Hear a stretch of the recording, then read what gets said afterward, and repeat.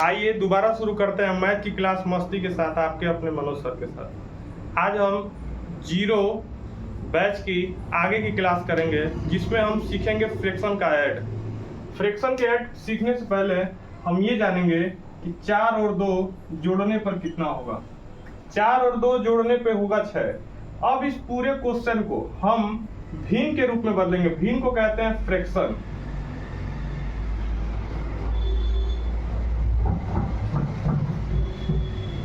अब इस 4 को अगर फ्रैक्शन में बदलना हो तो हम लिखेंगे 4/1, और 2 को फ्रैक्शन में लिखना हो तो लिखेंगे 2/1, और 6 को अगर फ्रैक्शन में लिखना हो तो लिखेंगे 6/1।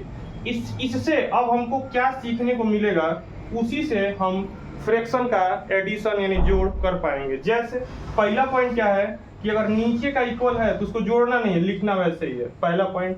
दूसरा पॉइंट क्या है, अगर नीचे का बराबर हो तो ही ऊपर को जोड़िए, नहीं तो जोड़ना नहीं है। जैसे क्वेश्चन नीचे का बराबर है लिख दीजिए और ऊपर को जोड़ दीजिए, 6 4 10। आप कहेंगे नीचे का बराबर है और ऊपर को जोड़ के लिख दीजिए 3 और 3 6। अब आप कहेंगे सर अगर नीचे का बराबर ना हो तो क्या करेंगे, तो हम आपसे कहेंगे कि देखिए बाबू, जब हम लड़की देखने जाते हैं तो वहां शादी के लिए जिद नहीं करते हैं। उसी तरह अभी हमने पहला कॉन्सेप्ट समझा है, इस पहले कॉन्सेप्ट को आप समझिए, फिर आगे की रस्म चालू होगी।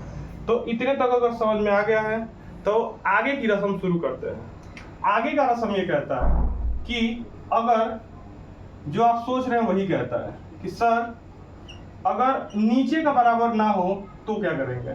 एक हमारा कॉन्सेप्ट है, क्या कॉन्सेप्ट है सुनिए।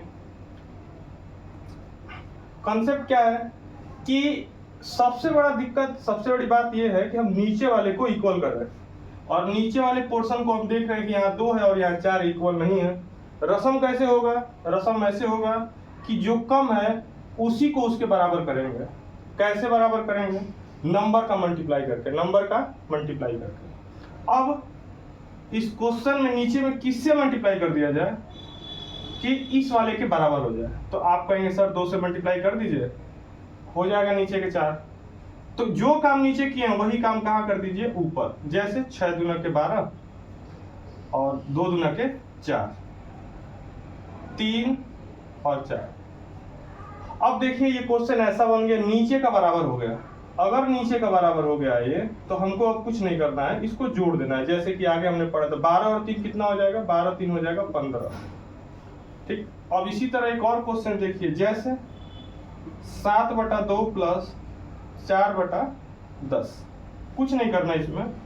आप देखिए कि भाई रस्म है, दोनों तरफ बराबर रहेगा तभी रस्म आगे ऐसा होगा, ऐसा है नहीं तो जो जिसके पास कमी है उसी को बढ़ोतरी करेंगे हम, यानी किस क्या करके ऐड सब्ट्रैक्ट मल्टीप्लाई। तो आप कहेंगे मल्टीप्लाई, यानी 2 में अगर हम मल्टीप्लाई करें किसी नंबर का तो ये 10 बनना चाहिए। तो बताओ किससे मल्टीप्लाई करेंगे, तो आप कहेंगे सर 5 से।